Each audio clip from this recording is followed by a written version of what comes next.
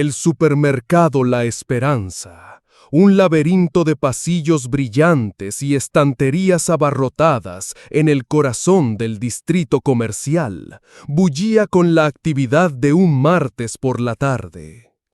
El aroma a pan recién horneado se mezclaba con el de los productos de limpieza, creando una atmósfera peculiar que Miriam siempre había encontrado reconfortante. A sus 50 y tantos años, con el cabello recogido en una trenza práctica y el rostro marcado por el cansancio de una larga jornada, Miriam empujaba un carrito casi vacío, su mente repasando la lista de productos esenciales que aún le faltaban. Vestía un atuendo sencillo, pantalones de mezclilla desgastados, una blusa de algodón sin pretensiones y un chaleco de lana que había remendado varias veces. No era la imagen de la opulencia, pero su dignidad era innegable. Mientras se acercaba a la caja, sintió una mirada escrutadora. Era la de Damián, el joven empleado de seguridad del turno vespertino, un muchacho con el uniforme demasiado ajustado y una expresión de superioridad que siempre le resultaba irritante.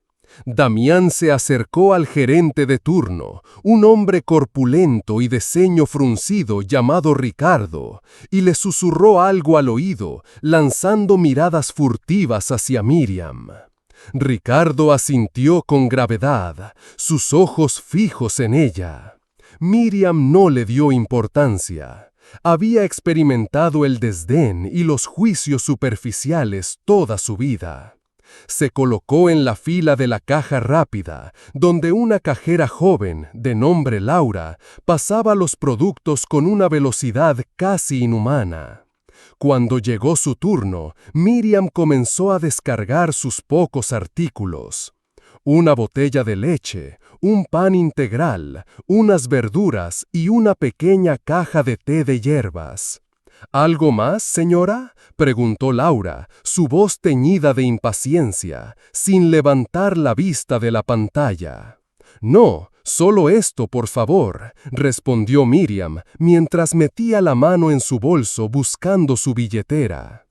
En ese instante, Ricardo, el gerente, se acercó con pasos pesados.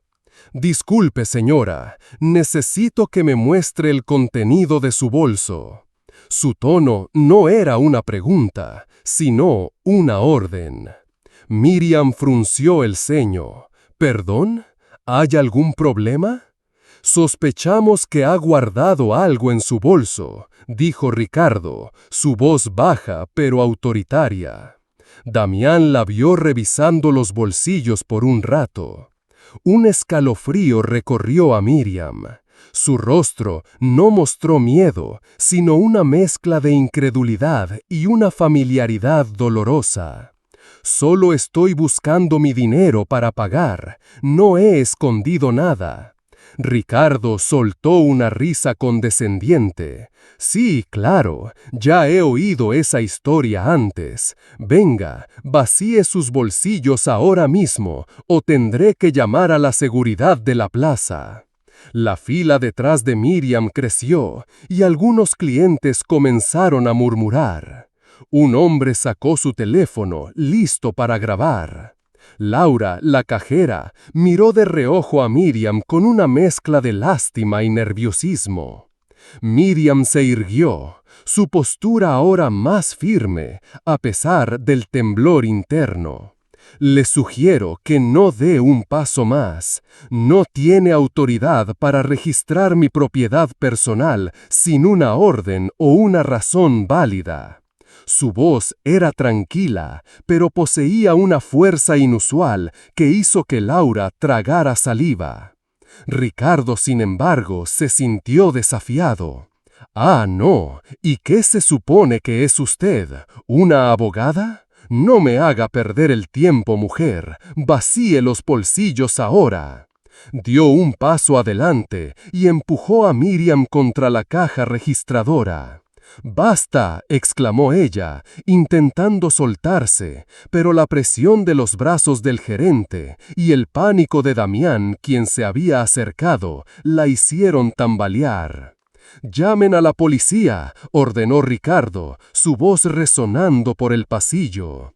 Miriam apretó la mandíbula. «No saben lo que están haciendo».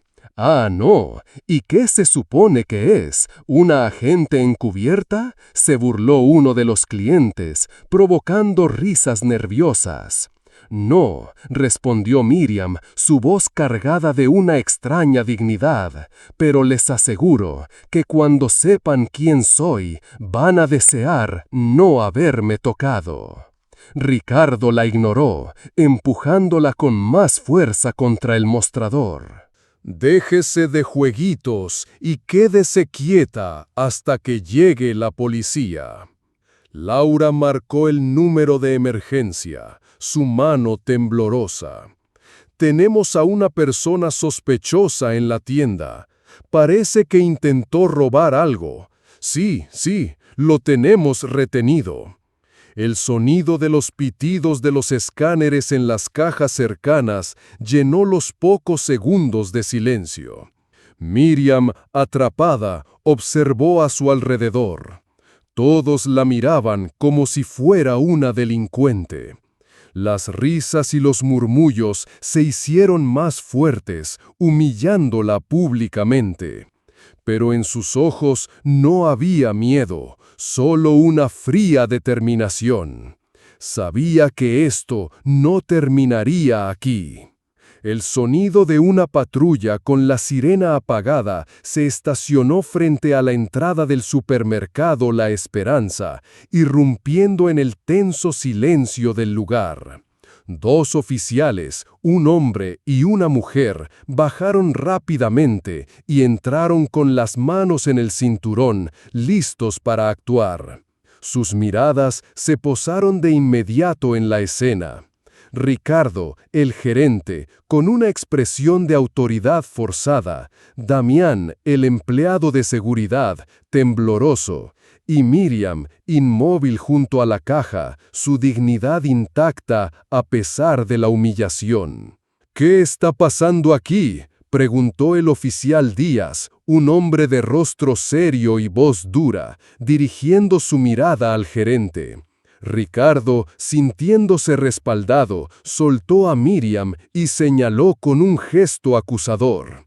«Oficiales, esta mujer intentó robar. Se puso agresiva cuando le pedimos que mostrara lo que llevaba. La hemos retenido hasta su llegada». La oficial García, su compañera, observó a Miriam con detenimiento. Había algo en la compostura de la mujer que no cuadraba con la descripción de un delincuente común. «¿Tiene algo que decir, señora?», preguntó, su tono más neutro. Miriam asintió lentamente. Metió la mano en su bolsillo trasero, sus movimientos pausados y controlados. «Sí. Primero, aquí está mi identificación». Con la calma de quien no tiene nada que temer, sacó una billetera de cuero gastado y se la extendió al oficial Díaz. Los policías tomaron la billetera y la abrieron. Laura, la cajera, Ricardo y Damián, así como los clientes curiosos, observaron con expectación. Entonces, la expresión del oficial Díaz cambió por completo. Sus ojos se abrieron ligeramente y su rostro palideció. La oficial García se asomó para mirar y su expresión reflejó la misma incredulidad. «¿Usted es?», balbuceó el oficial Díaz, sus palabras se desvanecieron en el aire. Ricardo, impaciente y ajeno a la atmósfera de desconcierto que se apoderaba de los agentes, interrumpió bruscamente. «¿Qué pasa? ¿Quién es? ¿Acaso es una criminal peligrosa?». Ninguno de los policías respondió de inmediato, solo intercambiaron una mirada hensa, como si de pronto la situación hubiera dado un giro peligroso e irreversible. Damián y Laura comenzaron a sudar frío, sintiendo que algo andaba muy mal. Ricardo perdió la paciencia. «Alguien explique de una vez quién es esta mujer». La oficial García dio un paso adelante y habló con voz grave y solemne. «Este hombre», dijo, refiriéndose a Ricardo y su equipo, acaban de cometer un grave error. Se volvió hacia Damián y Laura. «Ella no es una ladrona». Ricardo soltó una risa incrédula. «Ah, no, ¿y entonces qué es?» El oficial Díaz, con el rostro serio y la mirada fija en Ricardo, respondió con frialdad. «Es la jueza Clara Mendoza Salgado, presidenta del Tribunal de Justicia del Distrito Central». El rostro de Ricardo se descompuso por completo, su mandíbula cayó, sus ojos se abrieron demasiado. Damián sintió un nudo en el estómago, sus piernas flaquearon. Laura, la cajera, llevó una mano a su boca, el asombro y el miedo inundando su expresión. Los clientes que grababan con sus teléfonos se quedaron inmóviles, la mano levantada, el pulgar a punto de presionar grabar, pero ahora paralizados por la revelación. La risa burlona se había congelado en el aire. La jueza Mendoza Salgado asintió con una leve sonrisa irónica. «Ahora todo tiene más sentido, ¿verdad?». Sus palabras no eran de rabia, sino de una calma que era aún más aterradora. Ricardo intentó balbucear una disculpa. «Jueza, no sabíamos quién era usted. Solo tomamos precauciones». «Precauciones», repitió la jueza Mendoza, cruzándose de brazos. Su voz no se elevó, pero cada palabra resonó con una autoridad inquebrantable. «Empujar a alguien contra un mostrador y acusarlo sin pruebas es una precaución, señor Ricardo. Y usted, Damián, ¿qué hay de su testimonio sobre verme revisando los bolsillos?». Damián bajó la mirada, incapaz de responder. Los policías se mantuvieron firmes, sin intervenir, sabiendo que la jueza tenía el control total de la situación. «Si de verdad hubiera intentado robar», continuó la jueza, su mirada fija en Ricardo, «¿cree usted que habría esperado tranquilamente a que llegaran los oficiales? ¿O, en lugar de verificar, prefirieron creer en el prejuicio? ¿No fue así, señor Ricardo?». Ricardo se quedó sin palabras. El silencio era una confirmación suficiente. «Oficiales», dijo la jueza, volviéndose hacia Díaz y García, «aún no he decidido si presentaré cargos por este incidente. Pero lo que sí sé es que esto no va a quedar así. Señor Ricardo, quiero hablar con el dueño de este supermercado de inmediato». Ricardo palideció aún más. «El dueño no está ahora».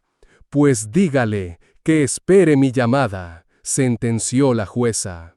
«Y usted», dijo, dirigiéndose a Laura, la cajera, «no se preocupe, usted solo estaba siguiendo órdenes. Pero les recomiendo a todos aquí que piensen bien antes de juzgar a alguien por su apariencia, porque la próxima vez tal vez no tengan tanta suerte». Dicho esto, la jueza Clara Mendoza Salgado guardó su billetera, tomó su bolsa con los pocos productos que iba a comprar y, dejando un billete sobre el mostrador, se dio la vuelta. Con la misma dignidad con la que había entrado, salió del supermercado, dejando un silencio pesado y una lección imborrable para todos los presentes.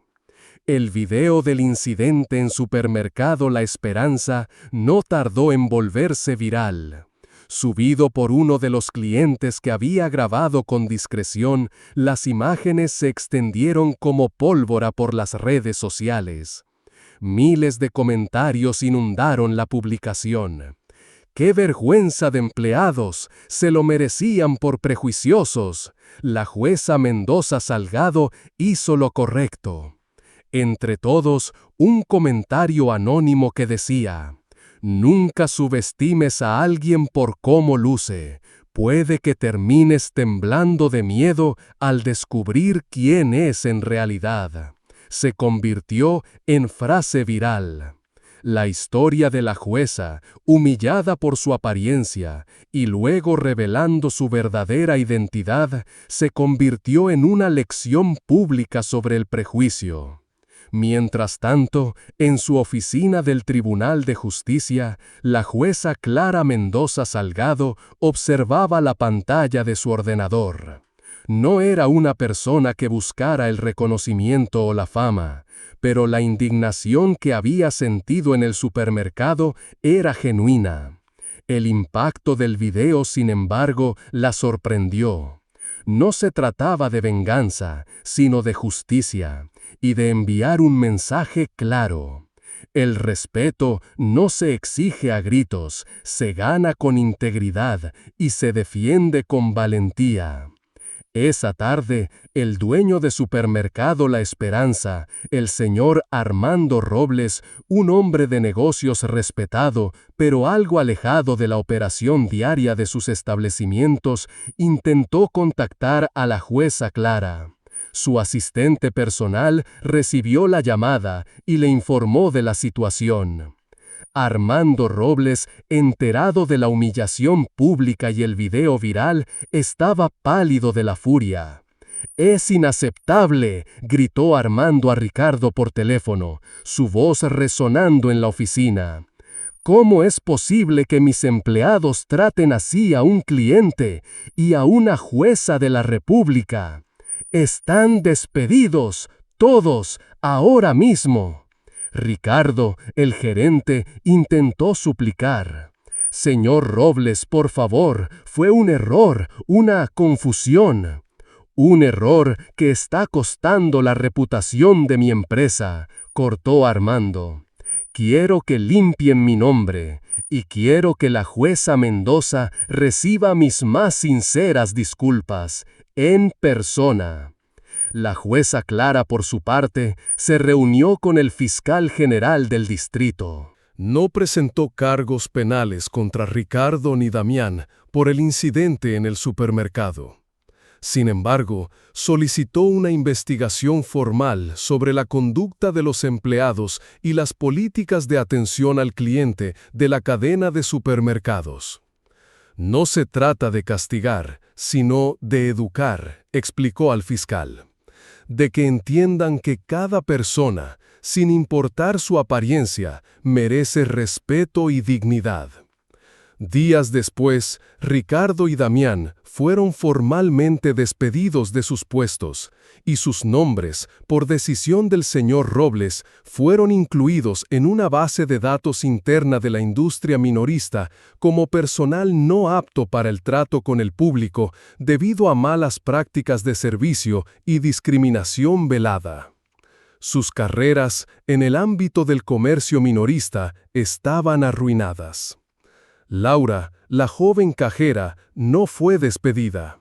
La jueza Clara intercedió por ella, argumentando que solo había seguido órdenes y que su actitud, aunque nerviosa, no había sido maliciosa.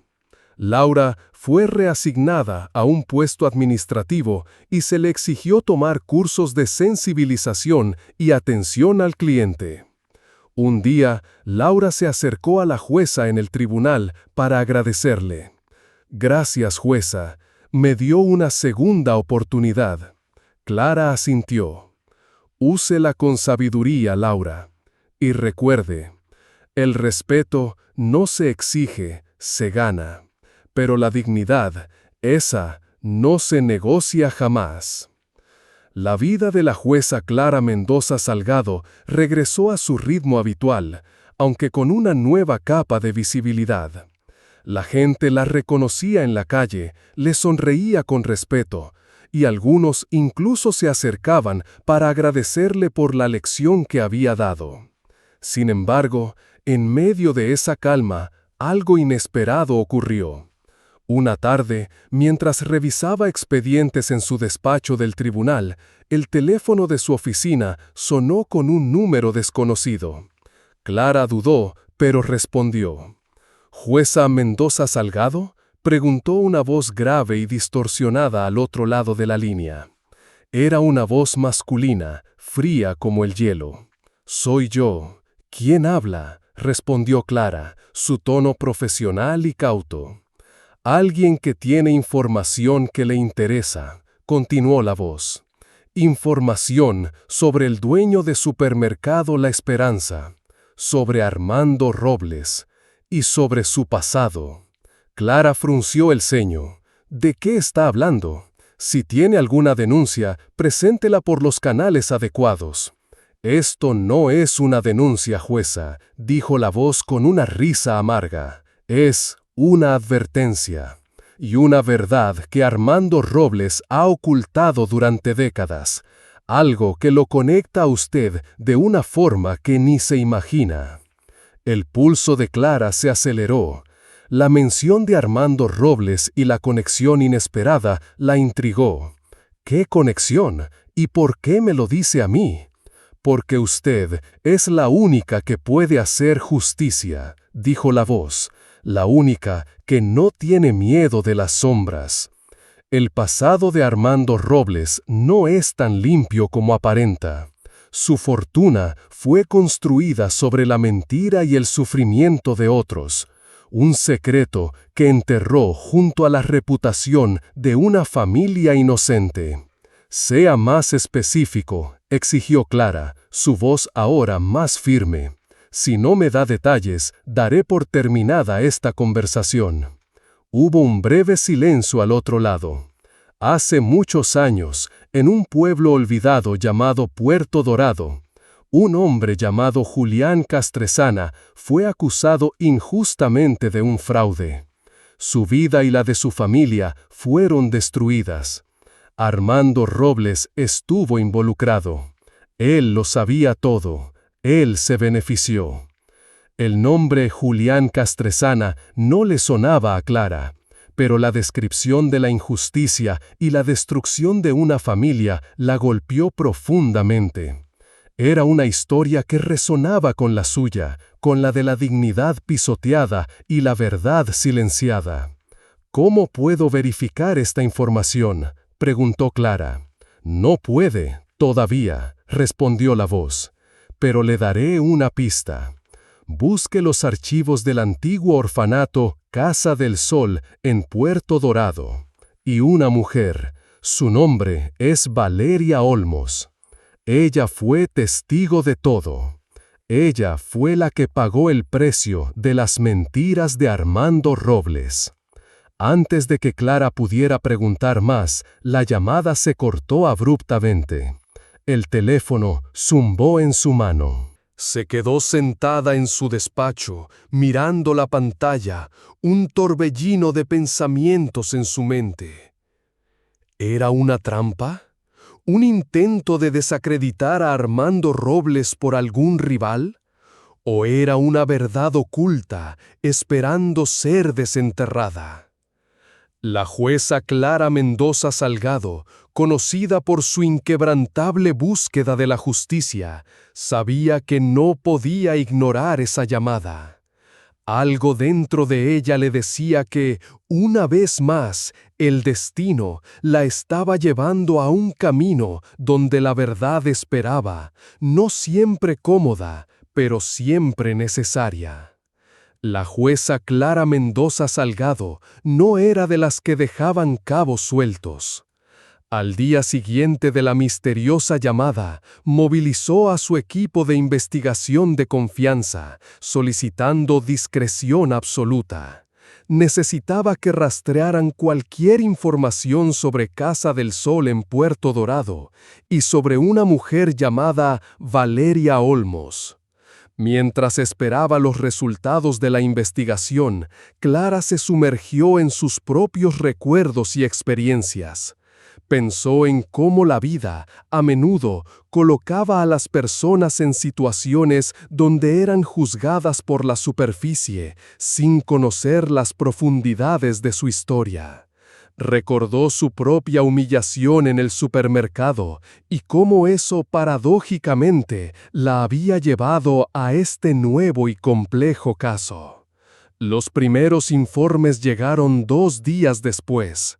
Casa del Sol era en efecto un antiguo orfanato en Puerto Dorado, cerrado hace décadas debido a un escándalo por malversación de fondos y acusaciones de negligencia. Los archivos eran escasos y fragmentados, pero algunos nombres comenzaron a aparecer, incluido el de un joven administrativo, Armando Robles, quien había trabajado allí brevemente antes de que el orfanato cerrara. Sobre Valeria Olmos, la información era aún más difícil de conseguir. Parecía haber desaparecido del radar después del cierre del orfanato. Sin embargo, un rastro los llevó a un registro de tutelas temporales. Valeria Olmos había sido la tutora legal de 3 niños pequeños que habían vivido en Casa del Sol por un corto periodo después de que sus padres, Julián Castresana y su esposa, fueran acusados de fraude y desaparecieron. Los niños habían sido entregados a una tía lejana y Valeria, según los pocos registros, se había encargado de la burocracia. Clara sintió una punzada en el pecho. 3 niños, un orfanato, padres acusados de fraude. La historia resonaba con el caso de Julián Castañeda y los trillizos, una de las historias que había analizado. Había un patrón de familias destrozadas y verdades ocultas. «Necesito ir a Puerto Dorado», dijo Clara a su asistente, Ricardo. «Necesito ver esos archivos en persona y, si es posible, encontrar a Valeria Olmos». El viaje a Puerto Dorado fue largo. La ciudad, ahora un puerto pesquero tranquilo y algo olvidado, apenas conservaba rastros de su pasado. El antiguo orfanato Casa del Sol era ahora un edificio abandonado, sus ventanas rotas y sus paredes cubiertas de grafitis. Clara lo recorrió, sintiendo la desolación del lugar y la historia de sufrimiento. Con la ayuda de contactos locales, lograron rastrear a Valeria Olmos. No vivía en la opulencia, sino en una pequeña casa modesta en las afueras del pueblo, dedicada a la enseñanza en una escuela rural. Cuando Clara se presentó en su puerta, Valeria, una mujer de rostro amable pero ojos cansados, la recibió con cautela. «Soy la jueza Clara Mendoza Salgado», dijo Clara, mostrándole su identificación. «Necesito hablar con usted sobre Armando Robles, y sobre el orfanato Casa del Sol, y sobre Julián Castresana y su familia». El rostro de Valeria palideció. Se llevó una mano al pecho, sus ojos llenos de un miedo antiguo. «No, no sé de qué habla». Clara la miró con empatía. «Sé que es difícil, sé que ha guardado un secreto durante mucho tiempo, pero estoy aquí para encontrar la verdad, no para juzgarla. Hay un hombre, Armando Robles, que se benefició de la tragedia de una familia, y creo que usted tiene la clave para destapar esa verdad». Valeria dudó, sus ojos recorriendo el rostro de Clara, buscando señales de sinceridad. Finalmente, con un suspiro que parecía liberar décadas de peso, la invitó a pasar. «Lo haré, jueza, pero prométame que esto no afectará a los niños. Ellos son inocentes». Clara asintió. Lo prometo. Solo busco justicia para los que fueron dañados. Valeria comenzó su relato, su voz temblorosa al principio, pero ganando firmeza a medida que desenterraba los recuerdos. Habló de Armando Robles, el administrativo del orfanato, un hombre ambicioso que falsificó documentos para culpar a Julián Castresana de fraude, y así quedarse con la herencia familiar de los Castresana, una fortuna que incluía tierras y negocios en Puerto Dorado. Armando Robles y el abogado del orfanato se confabularon, explicó Valeria.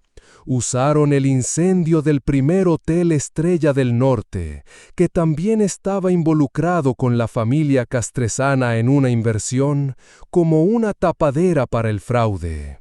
Hicieron parecer que Julián había intentado quemar el hotel para cobrar el seguro y luego huir con el dinero. Pero no fue así. Julián era inocente. El corazón de Clara se aceleró. El incendio del Hotel Estrella del Norte, el mismo que había destruido su vida y la había separado de su hija, Clara Marina. ¿Podría ser que hubiera una conexión aún más profunda? Armando Robles, ¿él estaba conectado con Silas Thorne?, preguntó Clara, una nueva pieza del rompecabezas cayendo en su lugar. Valeria asintió. Sí, eran socios en un par de negocios oscuros. Silas Thorne se encargó de desaparecer a la esposa de Julián, la madre de los niños, haciéndola pasar por muerta en el incendio, y de recuperar los supuestos bienes de la familia Castresana. Pero la mujer, Emilia, no murió. Fue internada en un asilo, con el pretexto de que padecía un trauma mental severo. Clara se quedó sin aliento. La historia de Emilia era casi idéntica a la de su propia madre, Carmen. Padres que habían sido desaparecidos y encerrados en asilos. Mujeres fuertes y dignas, convertidas en víctimas de la ambición. La conexión era innegable. «Necesito más», dijo Clara. «Necesito pruebas, documentos, lo que sea que pueda vincular a Armando Robles con todo esto». Valeria asintió, su rostro ahora decidido. «Tengo algo. Los guardé por si algún día la verdad necesitaba ser contada. Cartas, registros, documentos que demuestran la conspiración». El rostro de la jueza Clara Mendoza Salgado se ensombreció al escuchar la historia de Valeria Olmos. La conspiración de Armando Robles, el orfanato Casa del Sol, el incendio del primer Hotel Estrella del Norte y el destino de Emilia, la esposa de Julián Castresana, todo se entrelazaba en una red de engaños y crueldad. Pero lo más impactante era la similitud con su propia historia, la de su madre, Carmen, desaparecida en un asilo por la ambición de su tía. El dolor y la indignación se mezclaron con una determinación inquebrantable. «¿Qué tipo de pruebas tiene, Valeria?», preguntó Clara, su voz ahora más tensa. Valeria se levantó y se dirigió a un viejo baúl de madera que tenía escondido bajo la cama. Con manos temblorosas sacó una pila de documentos amarillentos y cartas. «Los guardé durante años, demasiado miedo para revelarlos, pero demasiada culpa para destruirlos. Son las pruebas de la conspiración de Armando Robles y el abogado del orfanato, el señor Álvaro Montalvo». Clara revisó los documentos. cartas que revelaban planes de fraude, recibos de pagos ilícitos, copias de actas falsificadas y testimonios de empleados del orfanato que habían sido silenciados. Había también un diario, escrito por Emilia, la esposa de Julián, donde relataba su miedo a Silas Thorne y su sospecha de que Armando Robles y Álvaro Montalvo estaban planeando algo turbio. Las entradas del diario mostraban su desesperación y su confusión mental después del incendio. «Esto es irrefutable», murmuró Clara, su mente de jueza procesando la evidencia. «Con esto, Armando Robles y Álvaro Montalvo irán a prisión por mucho tiempo. Y se hará justicia para Julián Castresana y su familia». Valeria asintió, las lágrimas brotando de sus ojos.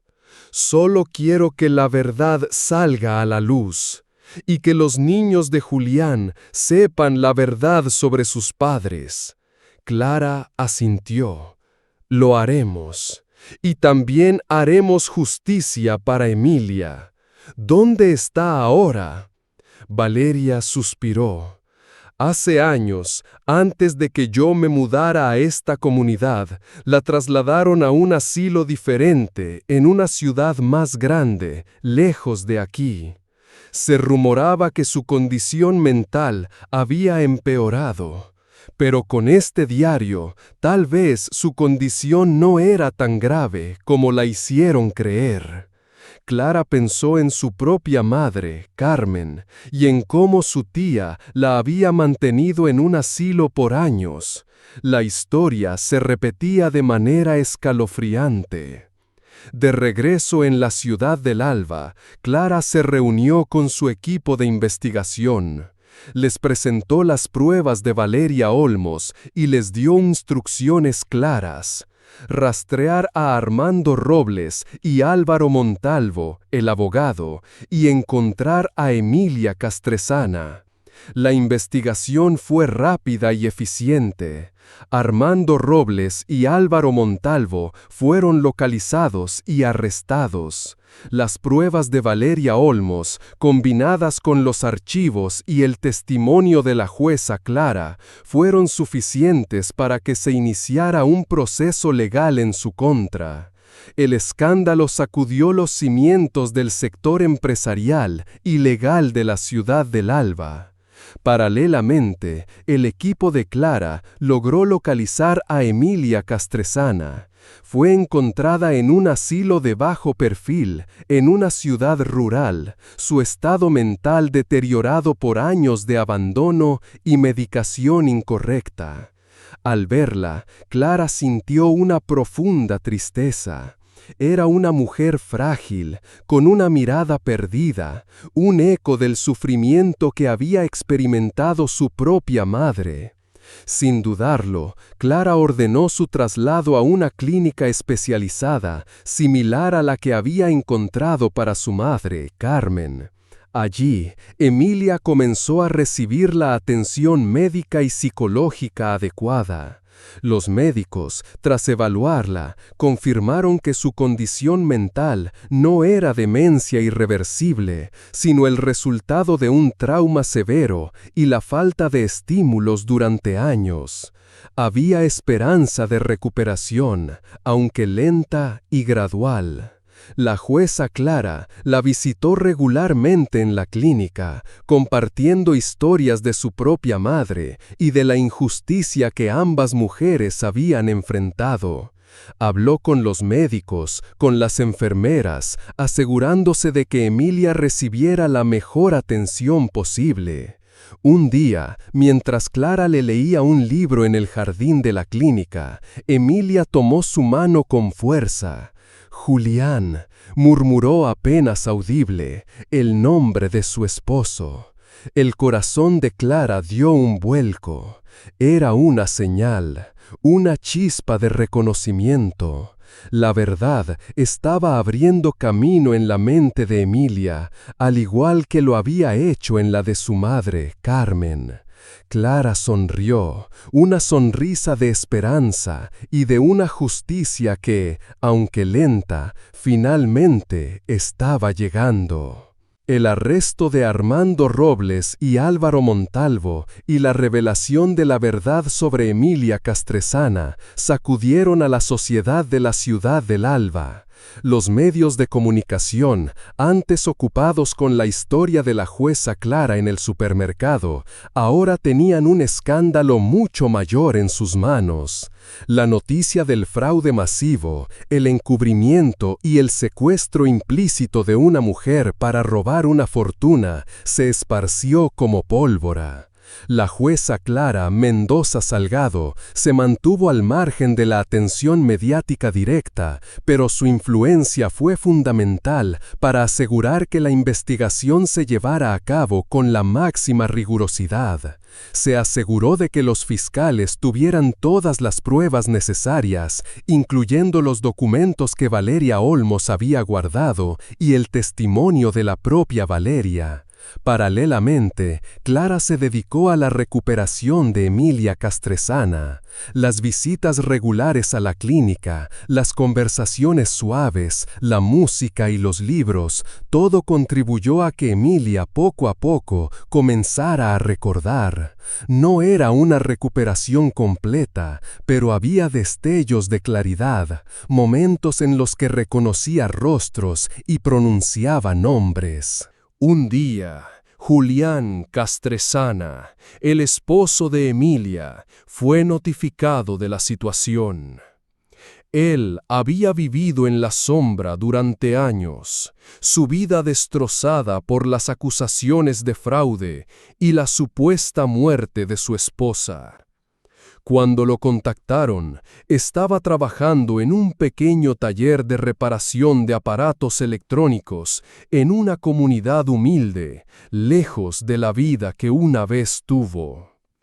Al principio se mostró escéptico, incrédulo. No podía creer que Emilia estuviera viva, ni que la jueza Clara, una extraña, le estuviera ayudando. Clara viajó personalmente a su encuentro. Se presentó en su humilde taller y le entregó las pruebas. Los documentos del orfanato, el diario de Emilia, el testimonio de Valeria Olmos. Julián leyó cada palabra con manos temblorosas, sus ojos llenos de una mezcla de rabia, incredulidad y una incipiente esperanza. ¿Ella está viva?, preguntó Julián, su voz apenas un susurro. Clara asintió. La encontramos en un asilo. Su condición mental es delicada, pero hay esperanza. Está en una clínica recibiendo la mejor atención. Las lágrimas brotaron de los ojos de Julián. Había cargado con la culpa de la muerte de su esposa y la separación de sus hijos durante décadas. Ahora, la verdad, aunque dolorosa, le ofrecía una oportunidad de redención. Clara organizó el reencuentro entre Julián y Emilia en la clínica. Fue un momento conmovedor. Emilia, al ver a Julián, sintió una chispa de reconocimiento en sus ojos. «Julián», murmuró, y él la abrazó con fuerza, llorando sin contención. Los médicos y enfermeras, testigos de la escena, no pudieron contener sus propias lágrimas. La recuperación de Emilia, con el apoyo de Julián, fue más rápida.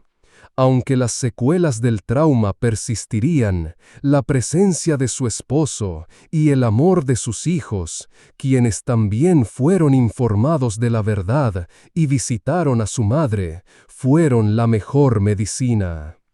La jueza Clara se aseguró de que los hijos de Julián y Emilia recibieran el apoyo psicológico necesario para procesar la verdad sobre su pasado. El siguiente paso fue la restitución. Los bienes y la fortuna de la familia Castresana, que Armando Robles y Álvaro Montalvo habían robado y dilapidado, fueron rastreados por el equipo de investigación de Clara. Aunque gran parte del dinero se había perdido en inversiones ilícitas y gastos extravagantes, la jueza Clara no solo se enfocó en la restitución material, sino también en la restitución moral. En el juicio contra Armando Robles y Álvaro Montalvo, la jueza Clara, aunque no formó parte del proceso como fiscal, se aseguró de que el testimonio de Julián Castresana y Valeria Olmos fuera clave.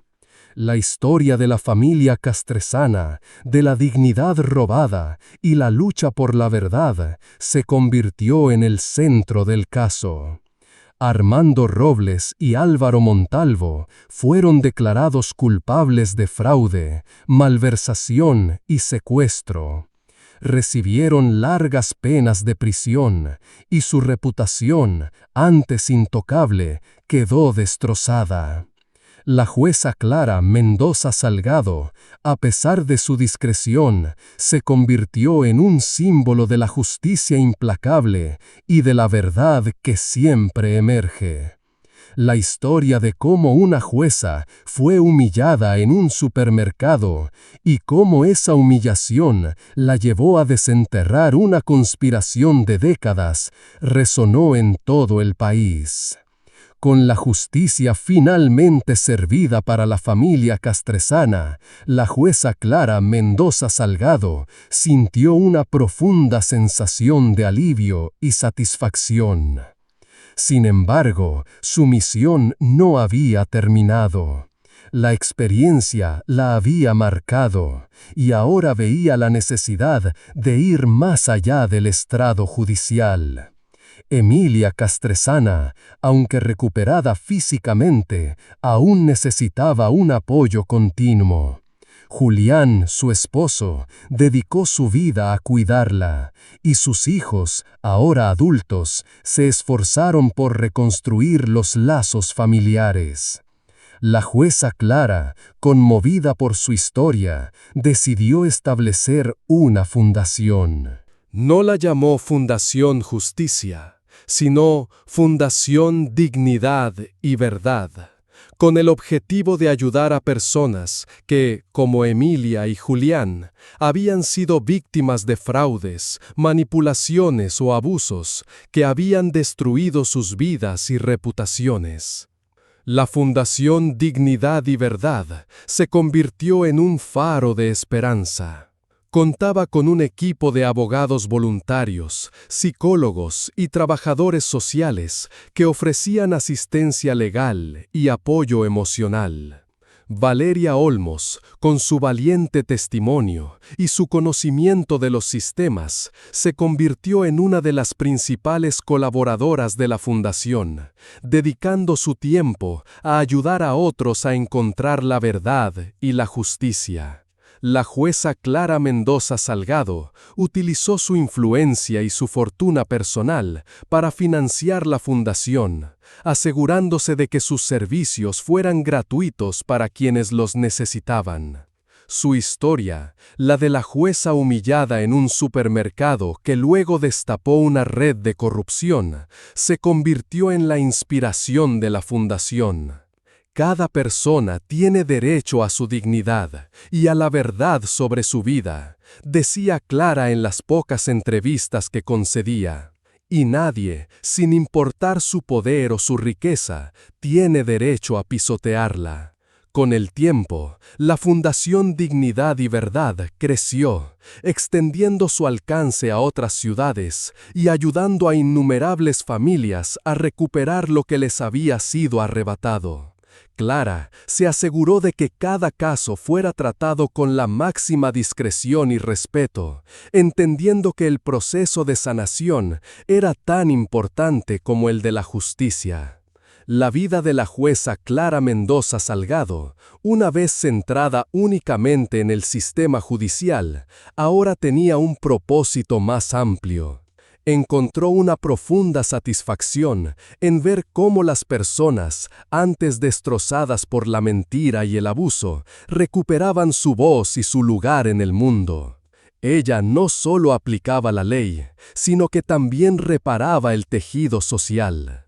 Armando Robles y Álvaro Montalvo cumplían sus largas condenas, su poder y su fortuna desvanecidos, reemplazados por la vergüenza y el olvido. La justicia, aunque lenta, había llegado para ellos. Un día, mientras Clara visitaba a Emilia en la casa que la fundación había ayudado a reconstruir para ella y Julián, vio a Emilia sentada en el jardín, con una mirada más clara en sus ojos. No recordaba todos los detalles de su pasado, pero la paz había regresado a su rostro. Julián, a su lado, leía un libro en voz alta, una escena de serenidad que antes parecía imposible. «Jueza Mendoza Salgado», dijo Emilia, su voz suave pero clara. «Gracias por todo». Clara sonrió. «No hay nada que agradecer, Emilia. Solo hice mi trabajo, y lo haré por muchos más». El tiempo, con su paso ineludible, trajo consigo nuevos desafíos y reconocimientos para la jueza Clara Mendoza Salgado. La Fundación Dignidad y Verdad se había convertido en una institución nacional, con oficinas en varias ciudades importantes y un equipo creciente de profesionales dedicados. La historia de cómo todo había comenzado con una humillación en un supermercado y cómo esa jueza había transformado su indignación en un motor de cambio, era contada una y otra vez, inspirando a muchos. Clara, a pesar de su creciente fama, seguía siendo la misma mujer discreta y de principios. Rechazaba la mayoría de las entrevistas y apariciones públicas, prefiriendo centrarse en el trabajo de la fundación y en su papel en el Tribunal de Justicia. Su ejemplo, sin embargo, hablaba por sí mismo. En los pasillos del tribunal, los jóvenes abogados la veían con admiración y respeto, y su nombre era sinónimo de integridad. Un día, el señor Armando Robles, el antiguo dueño del supermercado, solicitó una audiencia privada con la jueza. Había pasado por un profundo proceso de reflexión desde el incidente y la caída de Ricardo y Damián, así como la revelación de la oscura verdad sobre la conspiración de su homónimo, Armando Robles, el administrativo del orfanato, y Álvaro Montalvo, lo habían sacado hasta lo más profundo. Él, que se había preocupado tanto por la reputación de su negocio, ahora se daba cuenta de que había fallado en lo más básico, en la humanidad. Clara lo recibió en su despacho, un espacio sobrio pero elegante. Armando Robles, visiblemente envejecido y con una expresión de humildad que nunca le había visto, se sentó frente a ella. «Jueza Mendoza Salgado», comenzó Armando, su voz temblorosa. «No espero que me perdone, pero necesito disculparme por el trato que recibió en mi supermercado, por la humillación, por no haber visto la dignidad en usted y en todas las personas que, como usted, son juzgadas por su apariencia. Fui ciego y arrogante». Clara lo escuchó en silencio, sin interrupción. «Quiero hacer algo para reparar el daño», continuó Armando.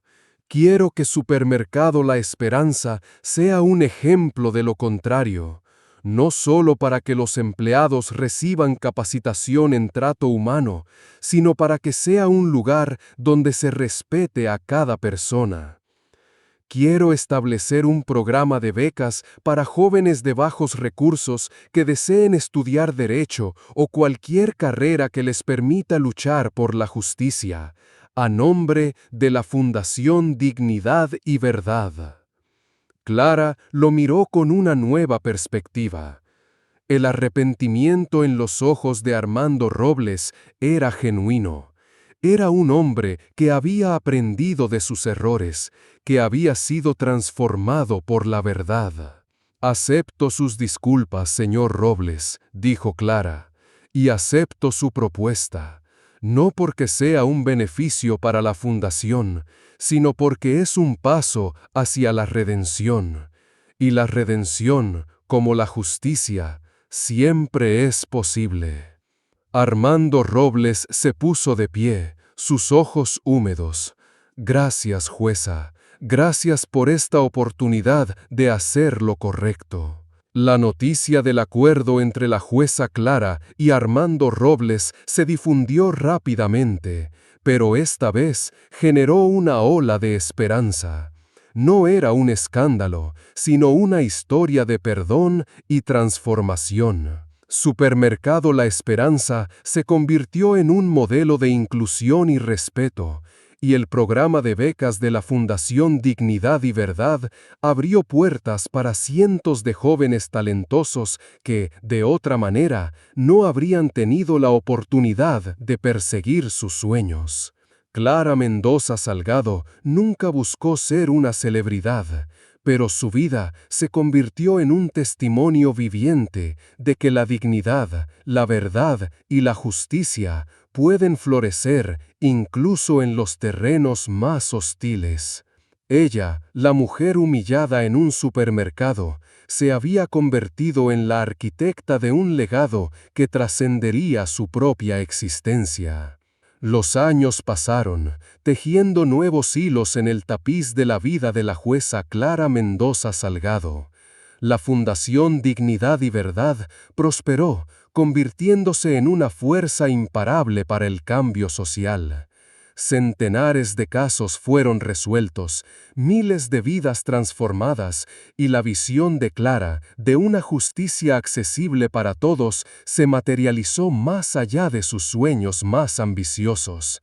Clara, ahora una figura respetada a nivel nacional e internacional, seguía manteniendo su humildad. Se jubiló de su puesto en el Tribunal de Justicia, pero dedicó cada día a la fundación, supervisando proyectos, asesorando a jóvenes abogados y, sobre todo, escuchando las historias de aquellos que acudían en busca de ayuda. Su cabello se había vuelto completamente blanco, pero sus ojos, profundos y serenos, mantenían el mismo brillo de determinación que había mostrado aquel día en el supermercado. La familia Castresana, Julián y Emilia, vivieron una vida tranquila y plena, sus hijos y nietos restaurando el árbol genealógico que una vez se creyó destrozado. Emilia, aunque nunca recuperó completamente todos sus recuerdos, encontró la paz y la felicidad junto a su esposo, y su historia se convirtió en un poderoso testimonio de la fundación. Valeria Olmos, fiel a su compromiso, continuó siendo un pilar fundamental en la labor de la fundación, su valentía inspirando a nuevas generaciones de activistas. Supermercado La Esperanza, bajo la dirección de Armando Robles y un nuevo equipo de gerentes que compartían los valores de respeto e inclusión, se convirtió en un referente de buenas prácticas empresariales. El programa de becas que él había establecido llevó a muchos jóvenes talentosos provenientes de entornos desfavorecidos a las aulas universitarias, y de allí a posiciones de liderazgo donde pudieron replicar los principios de justicia y dignidad. Una tarde soleada, Clara Mendoza Salgado se encontró en un parque tranquilo, cerca del primer supermercado La Esperanza, donde todo había comenzado. Se sentó en un banco, observando a los niños jugar y a la gente pasar. Un joven se acercó, su rostro le resultaba familiar. «Jueza Mendoza Salgado», dijo el joven, con respeto en su voz. «Mi nombre es Alejandro, soy uno de los becarios de la fundación. Gracias a usted, estoy a punto de graduarme en Derecho, y quiero dedicar mi vida a seguir sus pasos». Clara sonrió. «No siga mis pasos, Alejandro, construya los suyos, y asegúrese de que en su camino siempre se haga justicia para los que no tienen voz, y que el respeto y la dignidad sean innegociables». Alejandro asintió, sus ojos brillando con gratitud y admiración. Clara lo observó alejarse, una sensación de plenitud inundando su corazón. No había buscado fama ni fortuna, solo había actuado con integridad frente a la injusticia. Y al hacerlo, había creado un legado que superaba con creces cualquier riqueza material.